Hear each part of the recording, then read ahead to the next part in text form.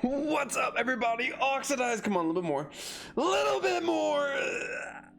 There it is. What is up, everybody? Today, I bring you the Sword Lord, the Kingmaker, the new one, the cool one, the bringing them in hot one.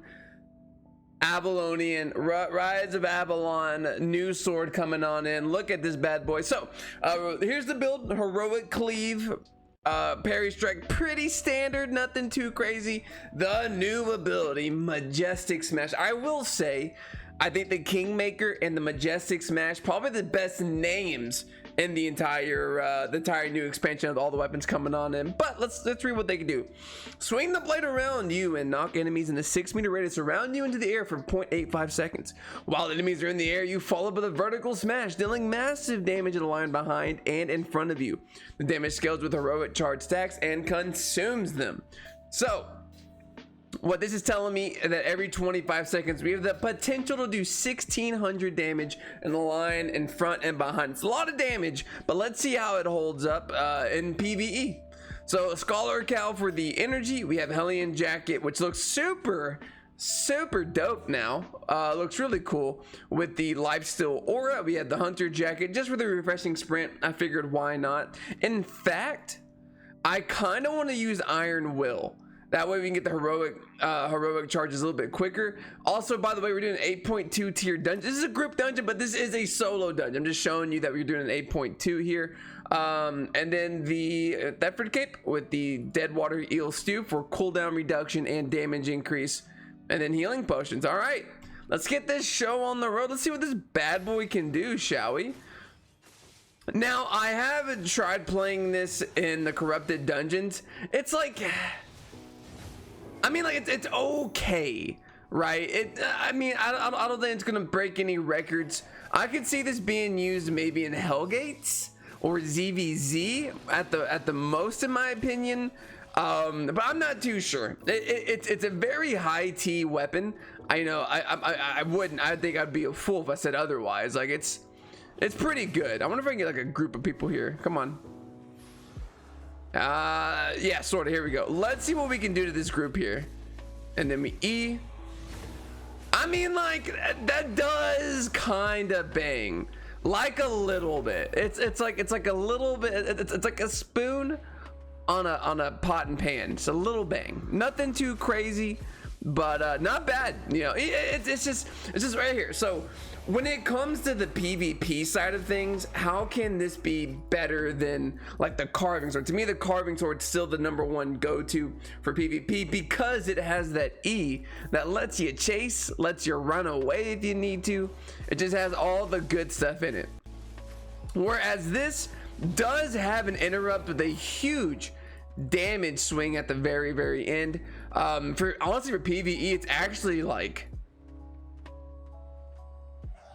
it's not bad, you know. I mean, again, I have a hard time being like, I mean, our IP, by the way, it's 1468. I have a hard time being like, yeah, this is a good representation of what we can expect because I can only deal with tier 8 here. You know what I mean? You know me. You know that the YouTube channel, when it comes to PvE stuff, tier 8 with tier 5 is my specialty. I might be smelling my own farts there, but I don't mind. They smell pretty good right now. So when it comes to just tier 8, flat tier 8 into some tier 8.2s, I have a hard time judging it. I mean, it seems like it's going pretty well right now. Damn, that's like it is probably the most like satisfying out of all of them, but well, all the ones we've tried so far, honestly, the Realm Breaker seemed the most clunky to me.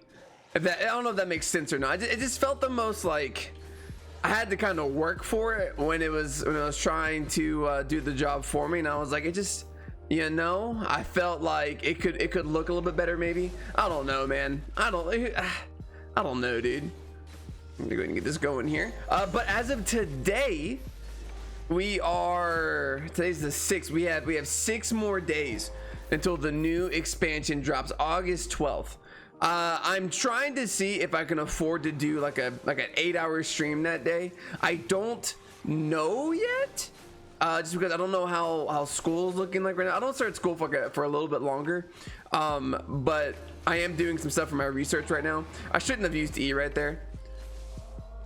I was just trying to get through that fight as quick as possible. As you see there, the range on the E, like left and right, isn't extreme. It has to be pretty much front and back. So like, I think maybe single target PvE it's going to be pretty good. I mean, we'll know once we get to a boss eventually. But for PvP, I feel like it's almost a little too narrow. Because like, so if you were to do this and then E real quick, I don't know if that, I mean, that knock up, they might have an opportunity to get out of there, to like blink away, or if they use some kind of like demon boots, or I don't know. I really wish this wasn't on the test server, because what a drop, brother. An 8.3 from a mob. Are you kidding me? That is insane. An 8.3 from a mob in an 8.2 dungeon. That's a little bit nuts. I wish I could get that lucky IRL or non-test server, you know. I don't know. I'm excited to try everything live.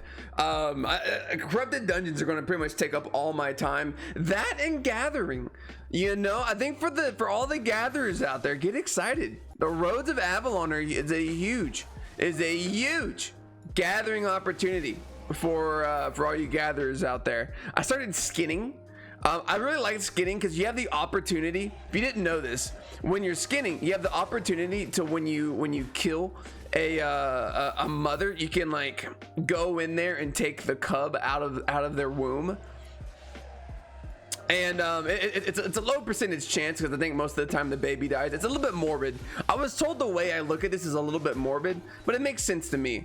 And then you can use that cub, like, so if you got like a swift claw, if you're killing swift claws, you can get the cubs and then sell those cubs, or use them for your own sick farm or kennel you have on your island or something. I don't know, you do you, man. But yeah, so I've been doing that, and like, if you don't know this as well, I'm just dropping all these truth bombs on you.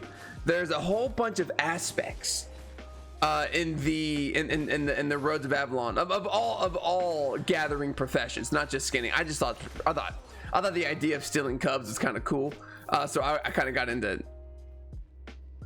skinning now. I don't know, man. It is what it is.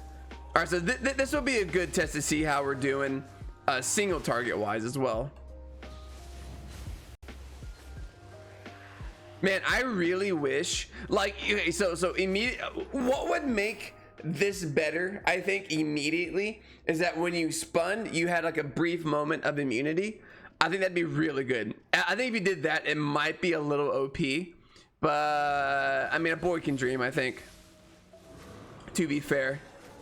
So like right now, see, yeah, so like it does interrupt casting, which I think can be used. So I really think ZVZ 5v5, this might shine like a lot. But I mean, I think 2v2 stretching it, in my opinion. I think there is a place for it 2v2, but it's not going to be like top tier.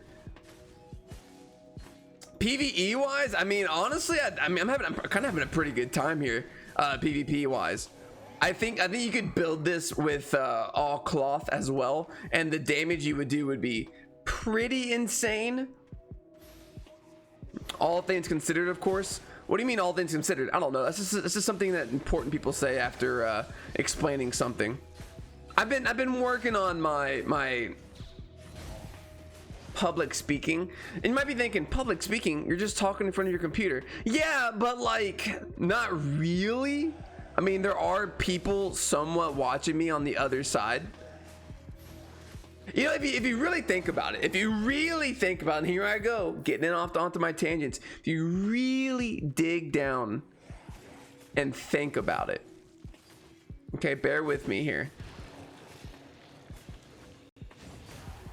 We kind of live on like on like different realities. What do you mean by that? So I'm kind of talking into the ether, technically. Like, I'm talking into a camera, and no one's really listening until like a day later, and then everyone knows what's going on. Oh, maybe not a different reality, but different timelines, because like I can kind of see into the future. Like I can like someone who watches my videos, I can be like, I know what you're gonna see in like 16 hours. You know what I mean? And like I'd probably blow their mind. Oxy, are you high today? I'm not. You know, I'm not. I'm extremely sober. Sad face. But you know, that's the kind of garbage that goes through my head. Like, you know what? Technically, right? A lot of technicallys.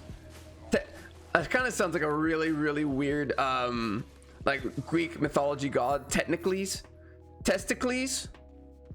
What's that from? Testicles. I don't know, but it sounds like a Greek god, the Greek god of testicles. Testicles. It's also really fun to say. All right, at the same time, on 3, me and you both say it. 1, 2, 3. Testicles. And don't even tell me it doesn't just roll off the tongue like turkey gravy on Thanksgiving morning. For all the ones who aren't American, just like gravy on your mashed potatoes. That's probably still an American thing though, or German. I know they like their potatoes. Or no, that's Irish. Damn it! Yeah, it got me there. I'm not too good with geology. I wasn't a big history guy. I wasn't a big history guy growing up, going through school and whatnot. It was just boring as hell, to be honest with you.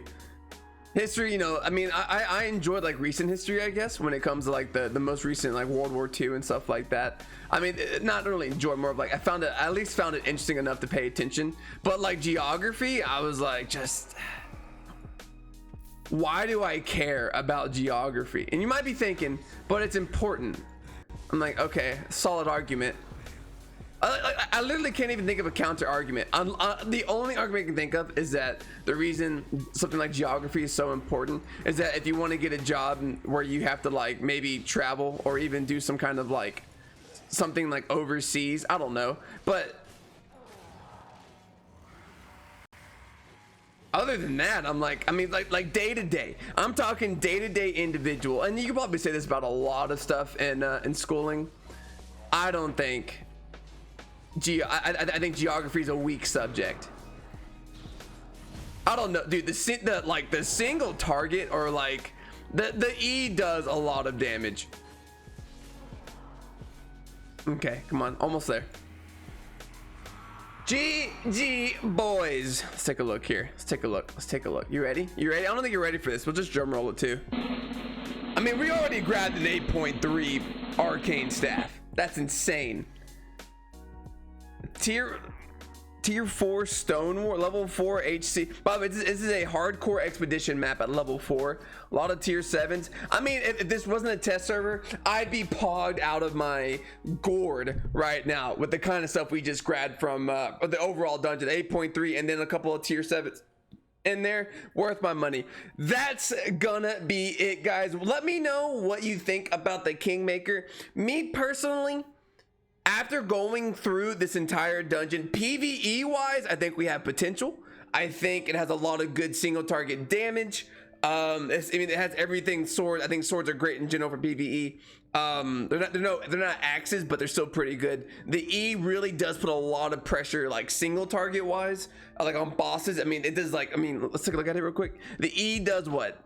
1600 damage at tier 8, and shitty tier 8, right? Normal quality, so yeah, like shitty tier 8. So that's really good at 3 heroic charges. PvP wise, I just, from my experience, 1v1 I don't think it's gonna shine too well. I could be wrong, but I think I'd rather go carving sword. 2v2 I could kind of see it, maybe like interrupting healer trying to get a good smash on them. And then I think that the more people like, you know, 5v5 ZVZs, I think it's going to shine more there personally. And that's going to be it, guys. Do me a favor, stay strong, brother, and I'll see you next time after you like, comment, and subscribe on the video.